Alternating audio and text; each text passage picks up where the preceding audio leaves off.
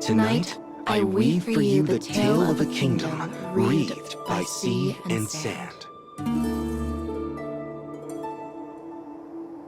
A tale of missed connections spanning many nights. The heroine of our story is a charming princess who seeks true love for herself.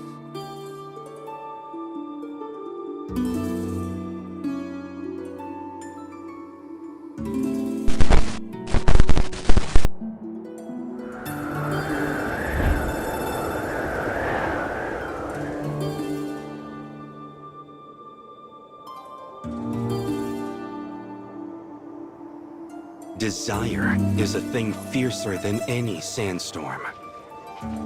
The rich scent of spices and the murmur of crowds drift on the air throughout the city. Ships from across the 7 seas gather here, making the kingdom the pinnacle of trade. On this day, a sailor known far and wide for his shrewd mind arrives in the harbor. He seeks to answer the notice issued by the Queen.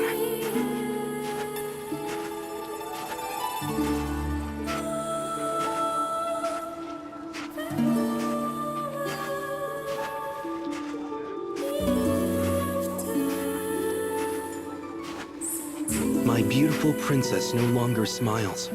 Any man who returns her joy may have her.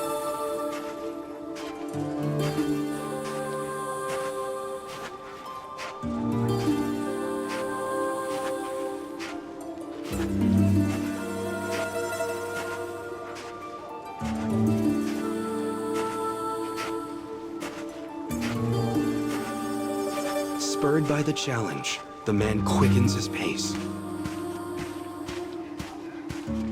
He dreams of the beautiful wife who awaits him in the lavish palace.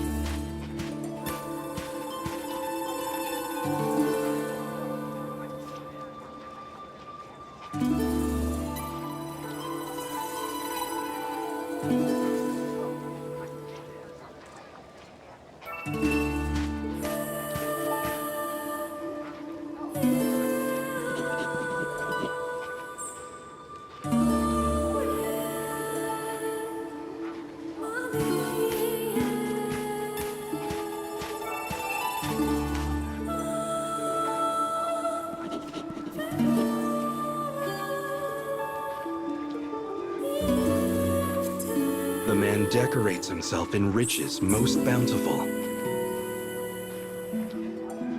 His confidence grows with each step he takes toward the palace.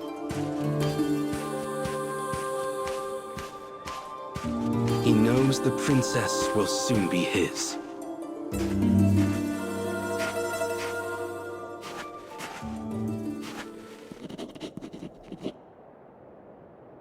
Suddenly, a ragged boy appears before him. He pulls out a dagger and waves it menacingly.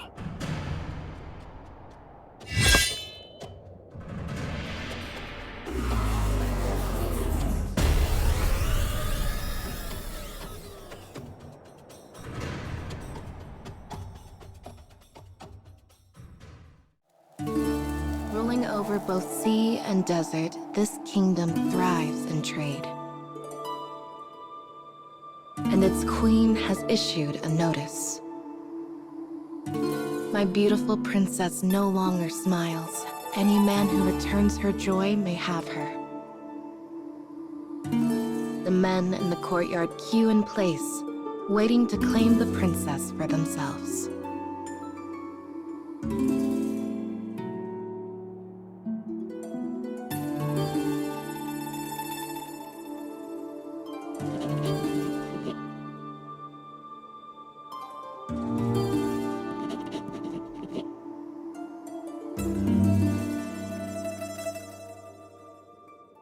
The first hopeful begins to speak.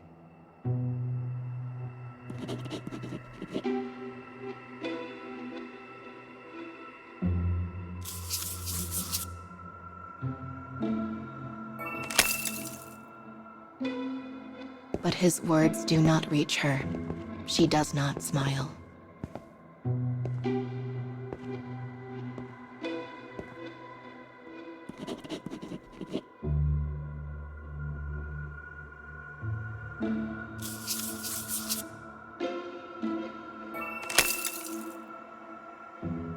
The men's words are hollow things. They tell the princess they see her only for her station.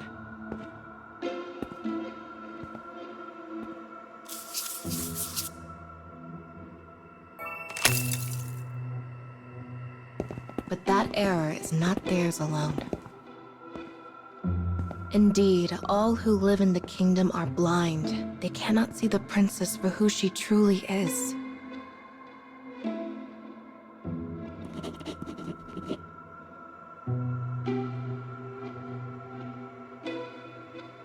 With her face a stone, the men surrender and return to their homes. No one understands me, she sighs.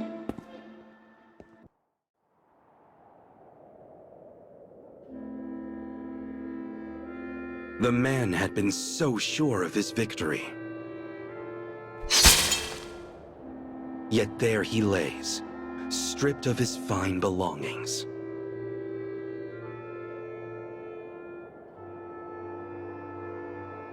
Having assumed the sailor's guise, this boy now plays the main role in our tale. After briefly pitying the man, the boy leaves him behind and makes his way for the palace.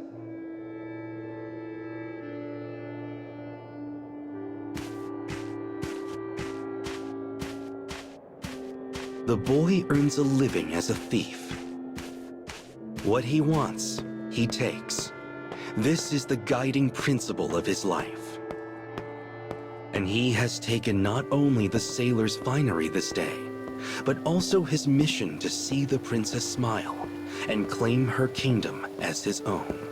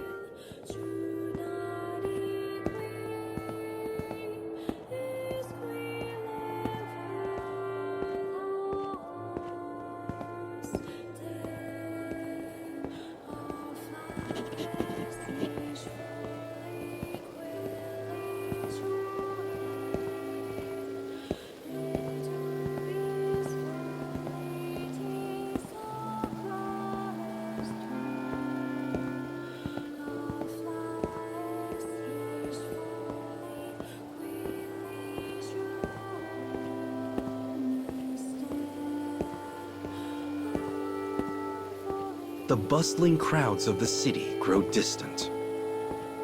The palace appears, filled with naught but the quiet trickling of fountains.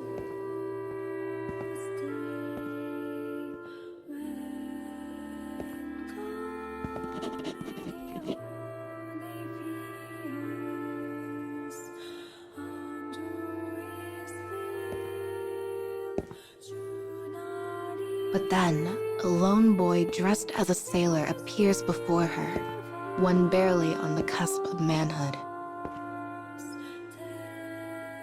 He makes no mark on her, for today she has seen more strange men than there are stars in the sky. It is a most resplendent place, the nexus of all the kingdom's riches. And sitting in the center of the courtyard, clad in pure white dress, is its greatest treasure. The princess is completely motionless, like a doll on display.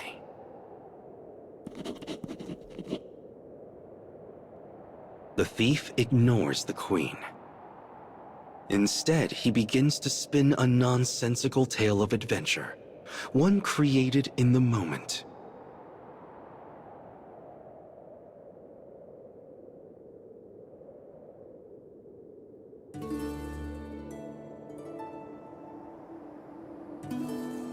Today, Princess, I shall tell you of a pitiful djinn I once met on an adventure.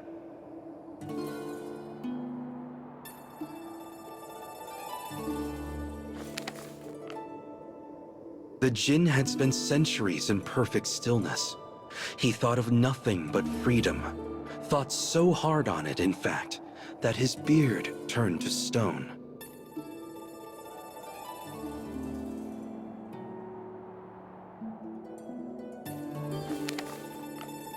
Seeing he could not move, I lifted my trusty torch high and set his beard ablaze.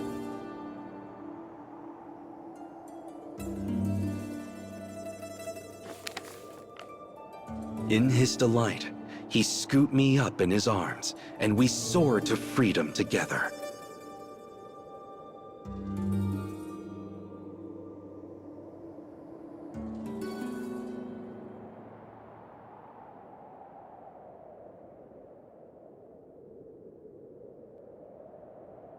As the thief ends his story, he peers at the princess and awaits her reaction.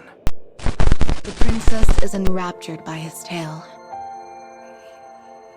She stares at him from behind her veil, saying not a word. Behind her veil, he sees a face both beautiful and despondent. But there is not a hint of a smile.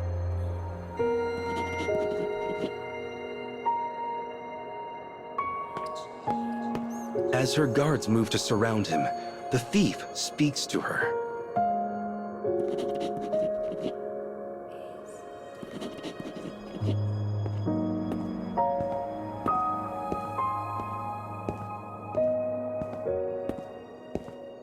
Silence returns to the palace. But the thief's emotions reached no one and vanished within the sands. His voice grows distant, and silence soon returns to the palace.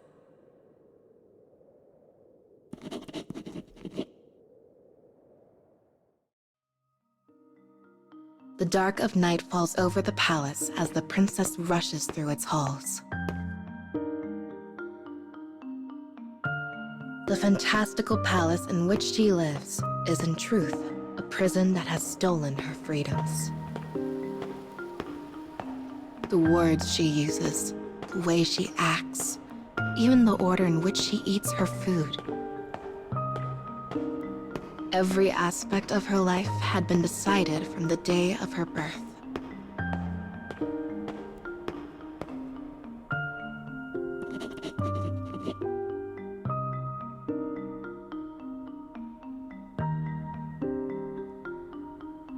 No one has ever seen the true me. None of the men, and not even that boy.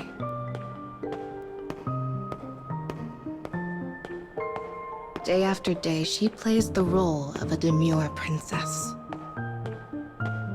Unable to bear this curse, she eventually lost the will to smile.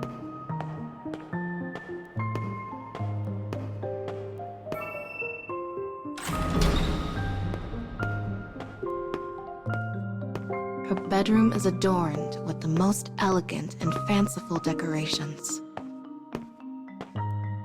It is one of the few places she can find peace.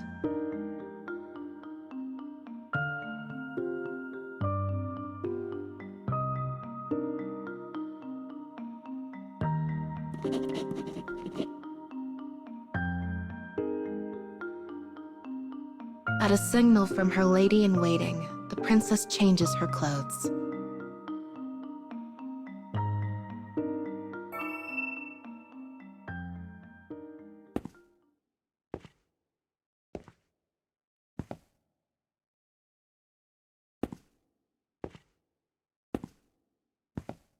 The moon once again emerges from behind the clouds.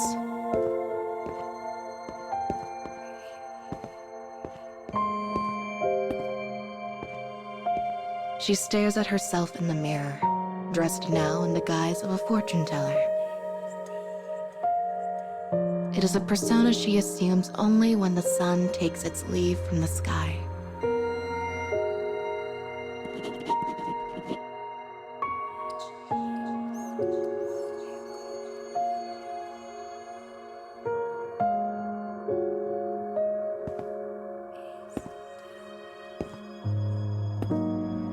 She orders her lady-in-waiting to keep watch, then slips from the palace without a sound.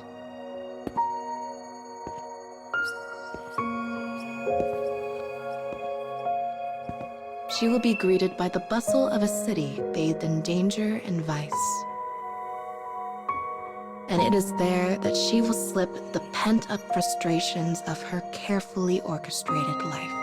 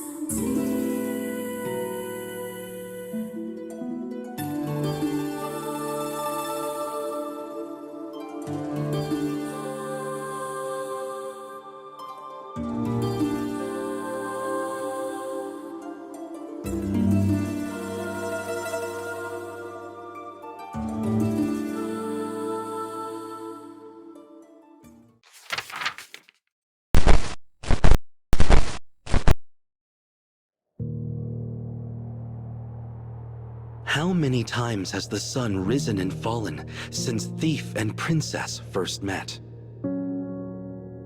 How many times has he ventured into the palace to spin for her another tale of his exploits?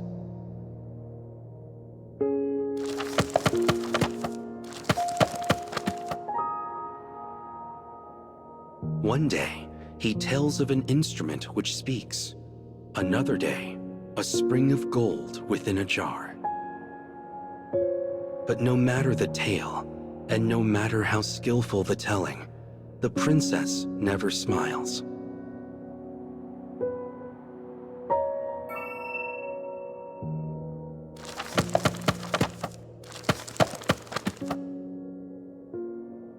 And then, one day, the princess remains as emotionless as always. Yet as the thief turns to leave, she slowly approaches him.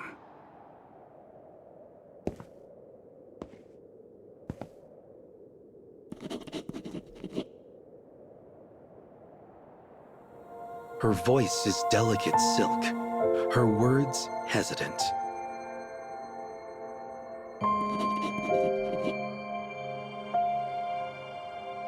The thief's heart leaps when he hears her speak for the first time. Before he leaves, he swears to her this: I shall make you smile on the morrow.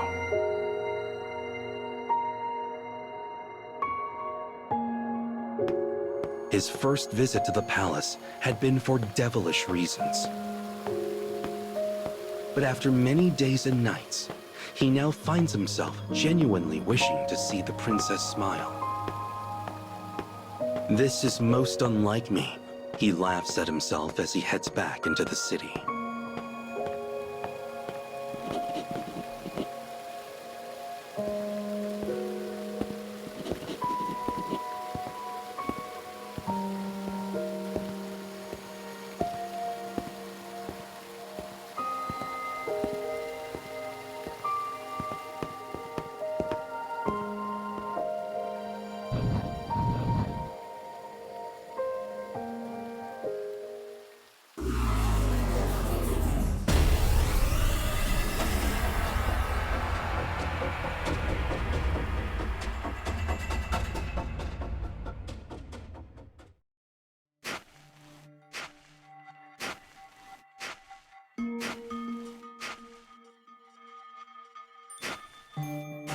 Every night, the princess slips out of the palace for her own amusement.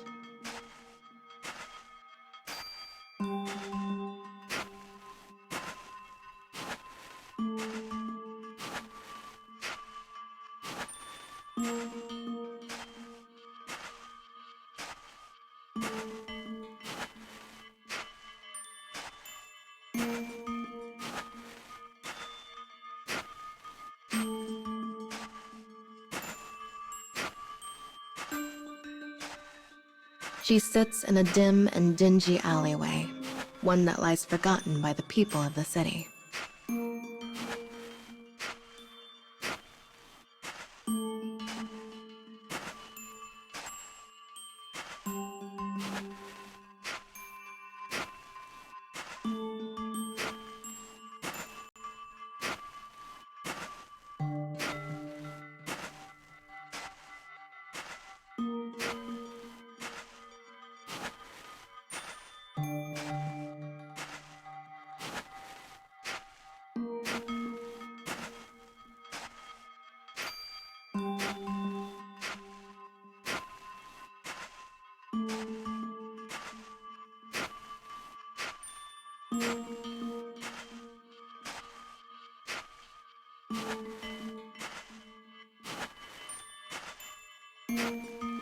This small tent is the princess's second home. It is a place where she tells fortunes, one of her own creation. Yet her divinations often ring true, and rumors claim her words can change fate itself.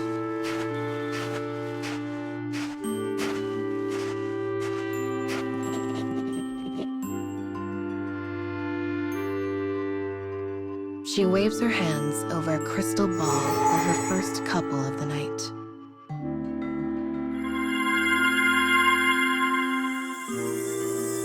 Even as a child, the princess possessed a gift for fortunes.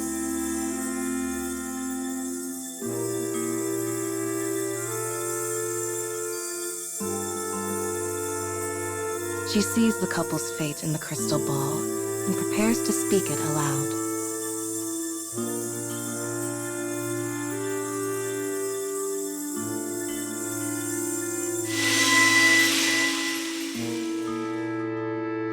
The light within the ball grows faint and vanishes.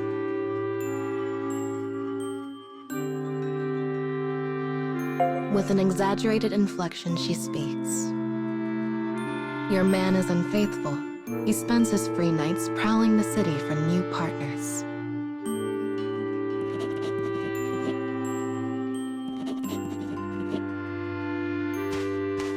Betrayed, the woman rushes away in tears. The princess's divinations often tear seemingly happy couples apart. Whenever this occurs, she feels her melancholy ease.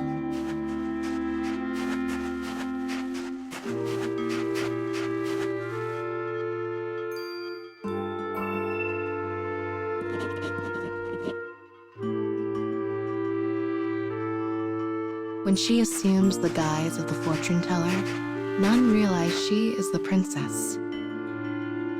This only confirms her suspicion that no one sees her for who she truly is. Not a soul within the palace, nor a soul without.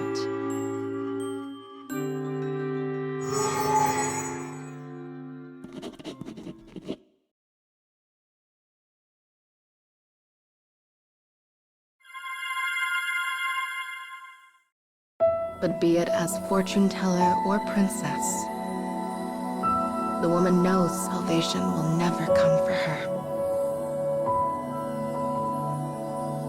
Alas, her life proceeds on a path that is set by another.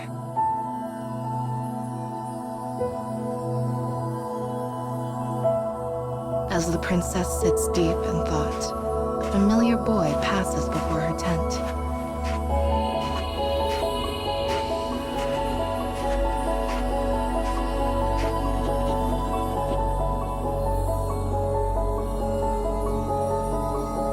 It is the sailor, the selfsame one who came to the palace spinning tales of adventure. Perhaps he sees the real me. The fortune teller calls to him from a stall blanketed in a black canopy. She is dressed in a mystical manner, almost as if clad in night itself. The crystal ball on the table shimmers like the stars. As she raises her hands to the orb, a look of concern settles over her face. She decides to test his motives. She forecasts his grim end with these words: "Death awaits if you continue to see the princess." But then...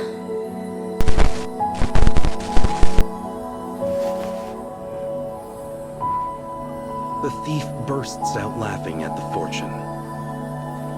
A future is something I take for myself.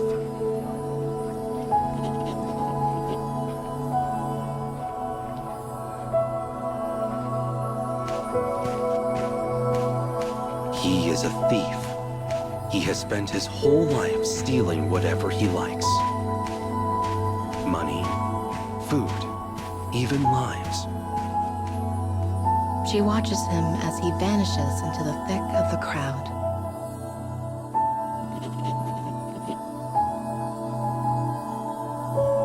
I wonder if he will come to the palace tomorrow, she thinks to herself.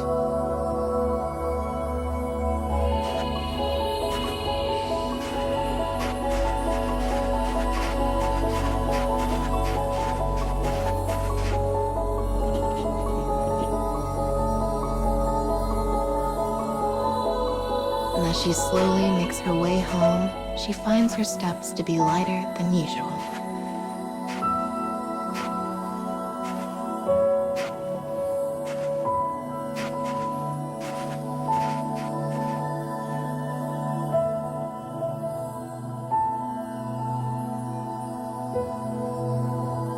And why does he want the princess's smile?